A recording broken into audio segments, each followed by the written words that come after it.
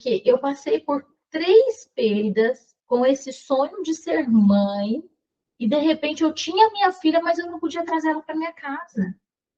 Então, o Isaac não tinha nem um mês quando eu iniciei essa jornada dentro do desenvolvimento humano. Fiz a minha primeira formação como analista corporal.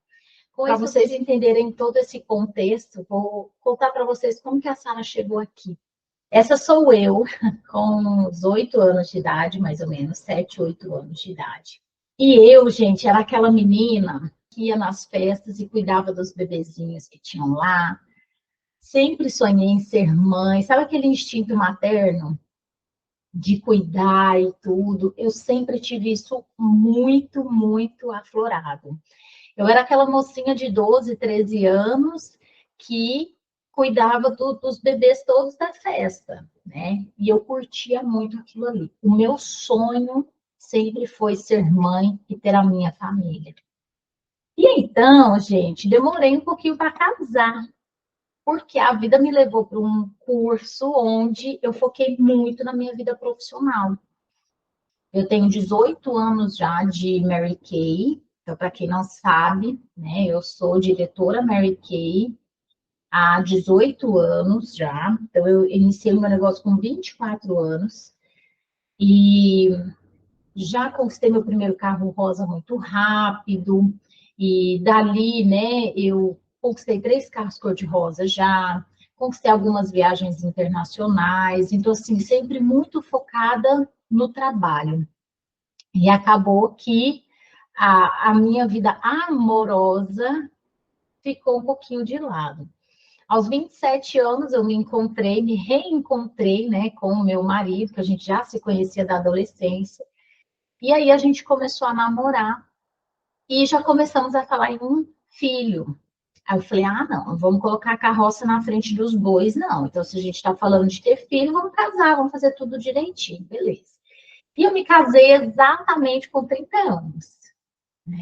A minha ideia era fazer minha festona de 30 anos, e aí começamos a falar de casal. Eu falei, quer saber, não vamos fazer festa de aniversário, não. Vamos fazer o casamento. Então, foi na semana que eu fiz 30 anos de idade. E me casei. E já com esse objetivo de ser mãe. Então, assim que eu me casei, eu já parei de tomar remédio para tentar engravidar, né? E ali, sem saber, eu me deparei com a fase mais desafiadora da minha vida. Por quê?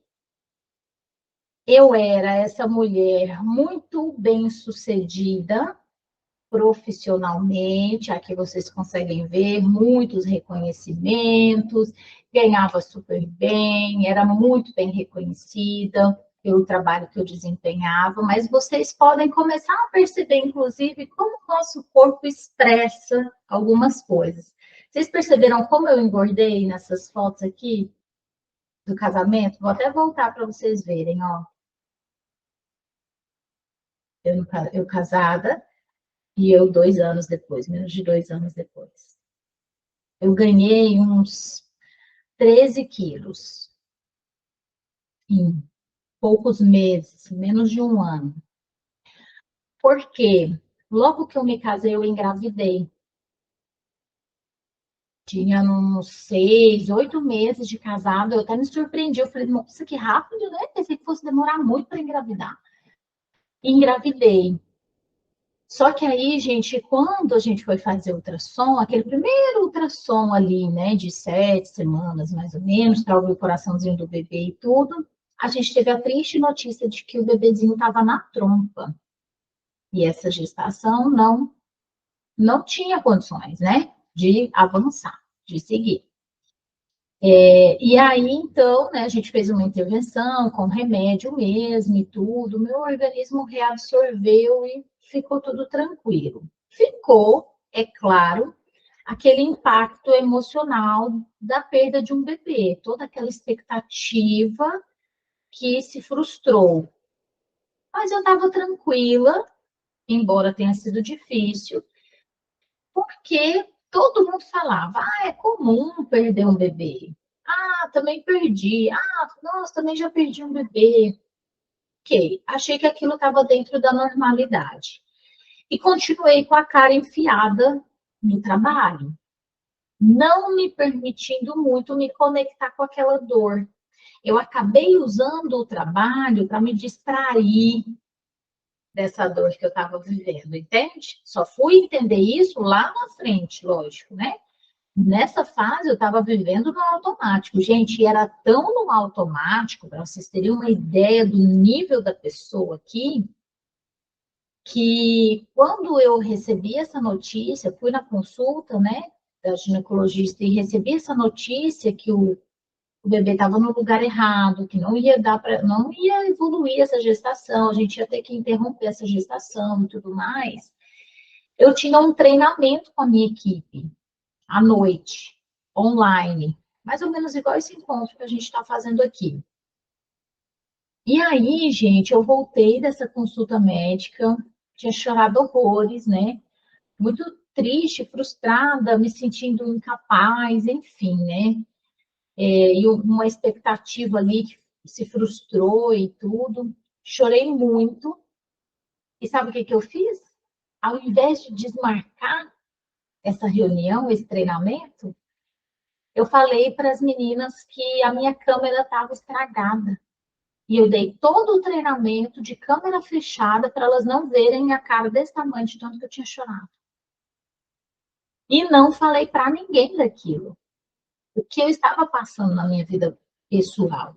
A minha dificuldade de compartilhar com as pessoas um problema, uma dor, um desafio, era tão grande a minha dificuldade que eu não me permitia e eu guardava tudo para mim. E ficava martelando na minha cabeça. Tem que separar o pessoal do profissional, não pode misturar as coisas. E assim eu fui tocando a minha vida no automático. 6 meses depois, eu engravidei de novo. Uau, né? Consegui. Beleza. Vamos fazer o ultrassom para ver se está tudo bem, se está no lugar certo. Aí fizemos o ultrassom, estava no lugar certo. Ufa, graças a Deus, pelo menos está no lugar certinho. Mas não tinha coraçãozinho batendo. E aí, então, minha médica falou, né, não criemos pânico, pode ser que a gente errou na contagem, e ainda está muito recente, então vamos repetir o ultrassom, vamos fazer o exame de novo semana que vem. Aí já tem que ter coraçãozinho batendo, porque com 7 para 8 semanas já tem que ter coraçãozinho batendo. Às vezes até com 6 semanas e meia já tem, né? E beleza, gente, pensa uma semana que pareceu uma vida. Voltei lá no consultório, fizemos ultrassom novamente e não tinha mesmo coraçãozinho batendo. O bebezinho estava no lugar certo, mas não se desenvolveu. Então ali já foi o segundo baque. E ainda sem entender muito das coisas, eu só me questionava o que que Deus quer me ensinar com isso. Em momento algum eu pensava assim, por que comigo? Sou injustiçada. Não, eu só pensava, o que que Deus queria mostrar para mim com tudo aquilo? E aí a médica me deu a opção da gente fazer a curetagem, que é aquela, tipo, uma raspagem, ou esperar descer natural. Eu falei, não, não quero fazer nenhuma intervenção, eu quero esperar descer natural. Gente, ela me deu prazo de 30 dias. Tipo assim, com 28, 29 dias, no limite do limite, é que desceu, sabe? Aí eu menstruei, eu vi o embriãozinho, tudo. Fiquei uns 15 dias menstruada, tudo, beleza. Ok, limpou, né? Pensei, meu organismo está preparado. Ok, volta lá na consulta médica de acompanhamento. Ela falou, Sara, tem alguma coisa estranha aqui. Porque o seu útero está dilatado, está distendido, como se você não tivesse menstruado. Falei, não, mas eu fiquei uns 15 dias menstruada, não é possível, né? E eu vi que saiu o embriãozinho e tudo. Ela falou, não, mas a gente tem que investigar. Resumo da ópera, eu tive que fazer a curetagem mesmo assim. Não queria fazer de jeito nenhum. Por fim, eu tive que fazer porque não tinha saído tudo, né? Resumo é esse.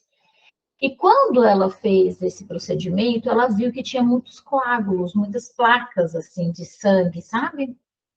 endurecidas e tudo. Aí ela falou, Sara, tem alguma coisa estranha, né? Então, nós vamos ter que investigar.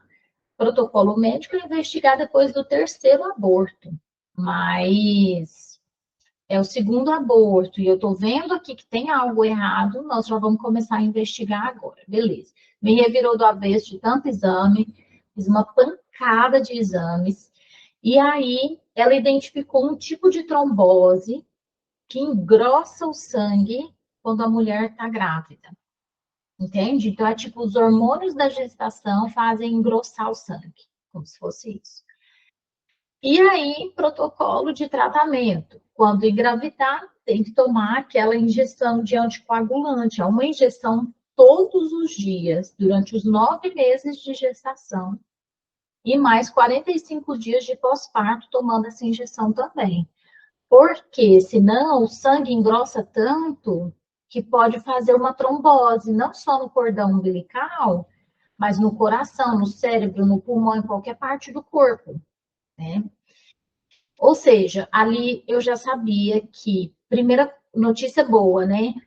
Já sabia o que, que eu tinha e como a gente iria proceder. Só que uma notícia ruim no meio disso tudo, eu teria uma gestação de alto risco, uma gestação que precisaria de um acompanhamento especial. Mas beleza. Assim que a minha médica me liberou, pouquinho tempo depois eu engravidei de novo, terceira gestação. E aquela apreensão toda, né? Tá no lugar certo? Não tá? Como que vai ser? E já entra com a medicação. Então, quando eu peguei o positivo do exame que eu fiz, de farmácia mesmo, já entrei com as injeçõezinhas. Ok, beleza.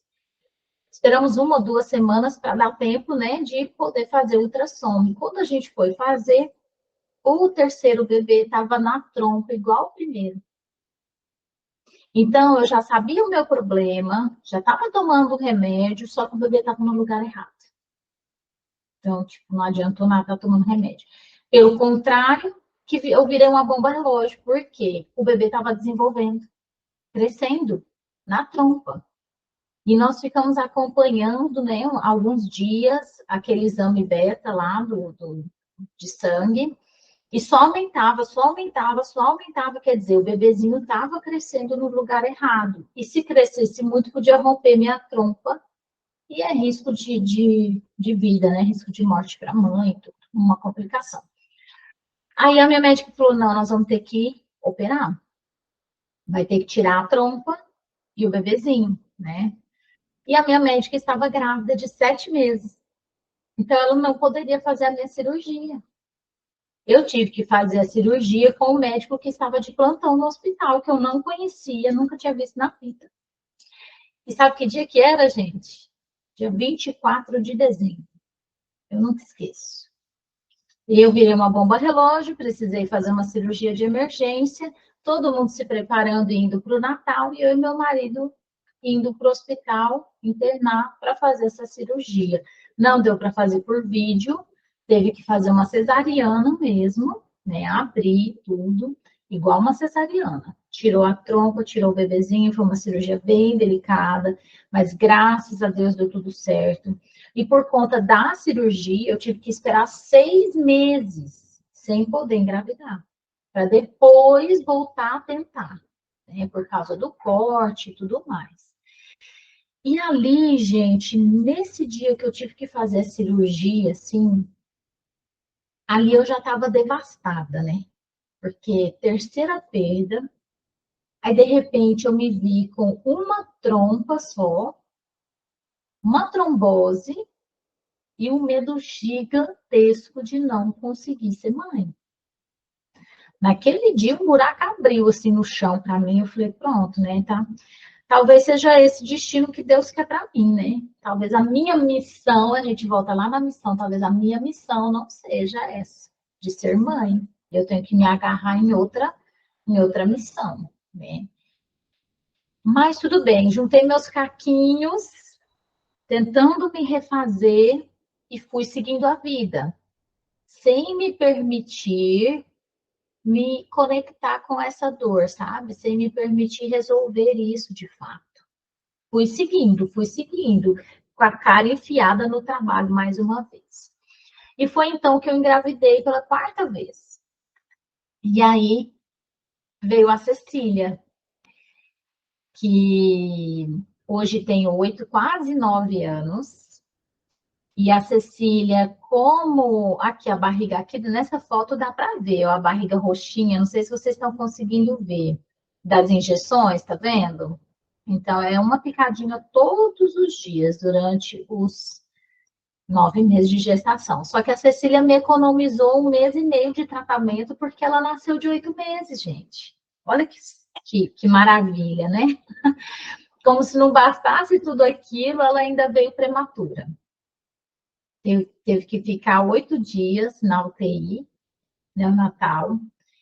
E ali eu me deparei com outros monstros na minha cabeça, né? Que é o não ter o controle das coisas. O pior dia da minha vida foi o dia que eu recebi alta do hospital e tive que deixar a Cecília lá. Porque eu, mãe, estava bem para ir embora, recebi alta. Só que a minha filha não, ela precisou ficar na UTI neonatal. Então, gente, para minha mente processar tudo isso foi muito doloroso, porque eu passei por 3 perdas com esse sonho de ser mãe e de repente eu tinha minha filha, mas eu não podia trazer ela para minha casa. Eu tive que vir sozinha e largar ela lá. Meu Deus, foi o pior dia da minha vida. E ali eu me decidi de acompanhar tudo. Então, eu e meu marido, a gente chegava no hospital umas 8 horas da manhã, mais ou menos. Eu já ia para o banco de leite, tirava leite, deixava lá para eles darem para ela de madrugada. 9 horas eu já entrava na UTI, dava mamar. 9, meio-dia, 3 da tarde, 6 da tarde, 9 da noite, meia-noite. Eu dava todas essas mamadas para ela. Depois da mamada da meia-noite, eu vinha para casa dormir um pouquinho e no outro dia, 8 horas da manhã, eu estava lá de novo. E lá era regime militar, de 3 em 3 horas. Se o bebê não mamou, vai ficar com fome até a próxima mamada. Era desesperador, sabe? E aprendi muito, mas sofri muito também nessa fase, né? E quando eu cheguei com a Cecília em casa, quando ela recebeu alta e pôde vir para casa, vocês têm noção que mãe que eu era? Vocês conseguem calcular? Gente, eu pirei. Eu só queria ser mãe. Não queria mais nada nessa vida. Eu só queria ser mãe. Galinha choca era pouco para mim, né? Para vocês terem uma ideia, eu não deixei ninguém dar banho na Cecília antes de 1 ano e meio, mais ou menos. Até 1 ano e meio de vida, ninguém pôs a mão nela, ninguém deu banho nela, só eu. Mal e mal meu marido, sabe aquela coisa depois que ela estava maiorzinha, assim, uns 8 meses, 9 meses. Às vezes ele estava tomando banho, pegava ela para passar ali no chuveiro, dava um banho rápido no chuveiro, brincando e tal, beleza, era isso. De resto, era só eu. Dei mamar até 1 ano e 8 meses. Enfiei a cara na maternidade mesmo, eu só queria curtir aquele momento. E nesse movimento, que eu precisava viver, e graças a Deus eu me permiti viver isso, ao mesmo tempo que foi maravilhoso, foi assim um conflito interno gigantesco. Porque eu saí daquela mulher bem-sucedida profissionalmente, sempre maquiada, de salto alto, bem vestida, dando palestra, treinamento, ajudando tanta gente, se sentindo útil, profissionalmente muito bem resolvida, para o outro extremo. Mãe, dona de casa, com o cabelo preso, sem conseguir tomar um banho decente. Quem tem filho sabe que o primeiro ano de vida do bebê é desesperador. Então, assim, Tinha dia que eu estava de pijama o dia inteiro.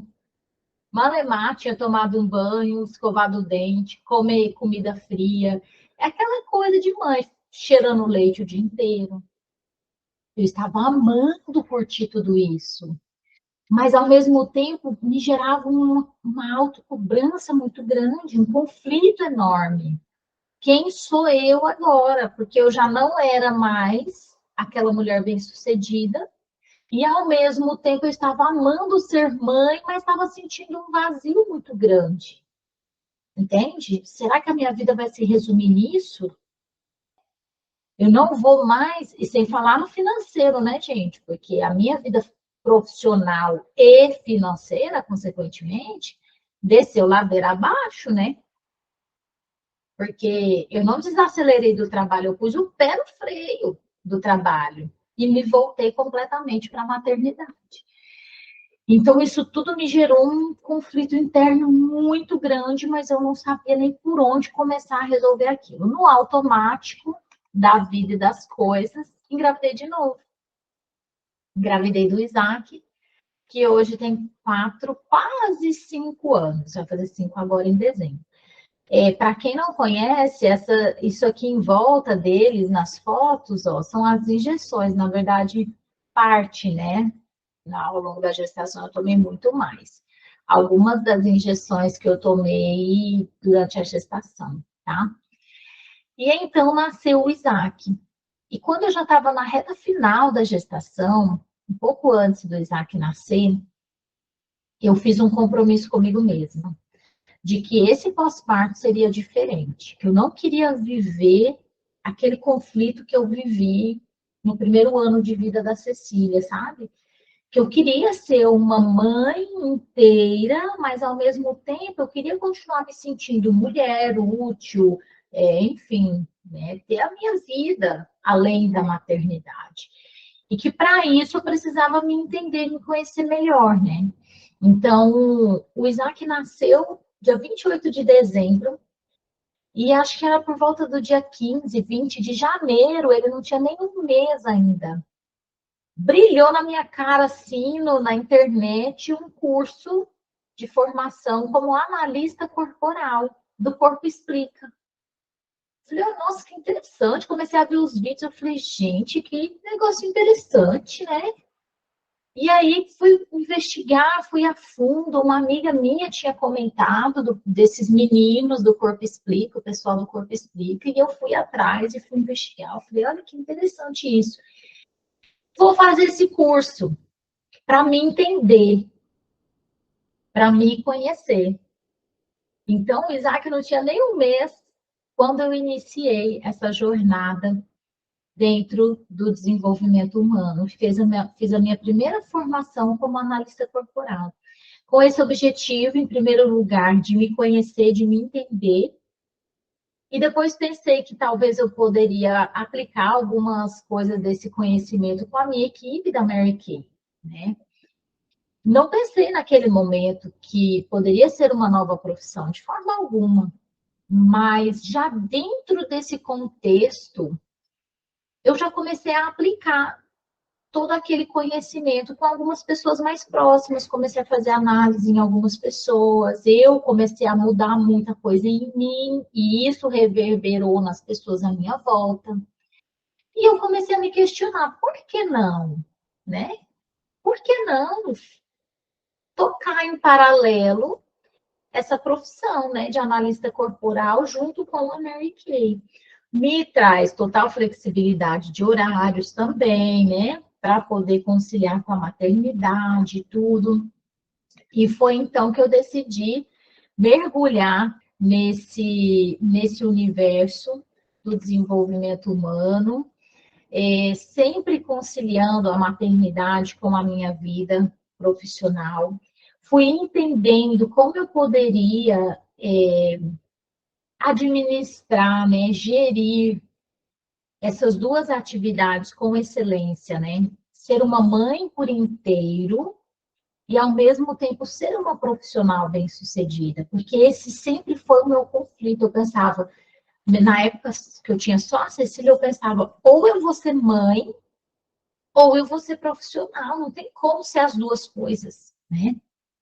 Mas quando eu fui curando algumas feridas emocionais que eu carregava, o fardo foi ficando muito mais leve. E eu comecei a entender que sim, é possível conciliar a vida profissional e a maternidade com leveza. E foi quando eu desenhei toda essa estrutura do método Resgate Sua Essência, onde eu trago essa mensagem. Uma mulher curada cura gerações. Eu sei que eu me libertei de muita coisa que eu trazia da minha mãe ao longo do dia de hoje. Vocês vão entendendo um pouco mais da minha história de vida como criança e por que era tão importante para mim ter uma vida profissional bem-sucedida, sabe? E como eu cheguei aí no método Resgate Sua Essência, com toda essa plenitude, né, de cura das feridas emocionais e essa tomada de consciência e autocontrole através do autoconhecimento. Então, depois da formação como analista corporal, eu fiz uma especialização dentro dessa área, né? Fiz uma mentoria dentro dessa área. Logo em seguida, eu fiz a minha formação como terapeuta TRG, que é a terapia de reprocessamento generativo, e fiz uma especialização como Master Terapeuta TRG. Então, hoje eu sou uma analista corporal especialista e sou uma Master Terapeuta TRG especialista em transtornos graves.